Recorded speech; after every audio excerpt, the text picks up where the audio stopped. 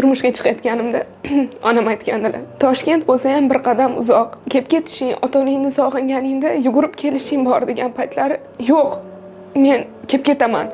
Bir oyda 3 marta, bir oyda 2 marta kelib ketaman degan fikrlarni bildirardim. Vaholanki aslida umr yo'ldoshingiz, qaynanangiz, qaynotangiz ruxsat bergan taqdirda ham farzandli bo'lar ekansiz. Farzandingizni holiga qarab uzoq yo'l qiynalib qolmay deb ota-ona bo'lganingizda farzandni o'ylar ekansiz. Lekin bir oyda harakat qilaman 2 marta borishga.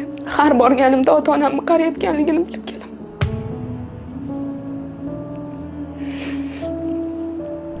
Xudoga shukr, ota-ona mehridan qiynalmaganmiz.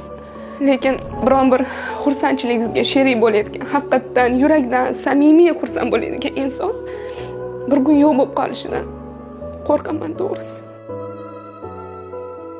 Rahmat otajon, bizga shunaqa chiroyli, samimiy tarbiyalab berganligingiz uchun. Bilasizmi, dunyodagi eng yaxshi otasiz.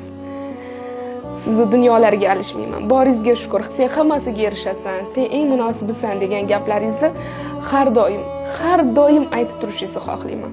Men esa kunda kunora sizga qo'ng'iroq qilib, "Dadajon yaxshimisiz? Men sizni yaxshi ko'raman. Baxtimga har doim omon bo'ling" deyishimni umrim oxirigacha aytishlikni Allohdan so'rayman.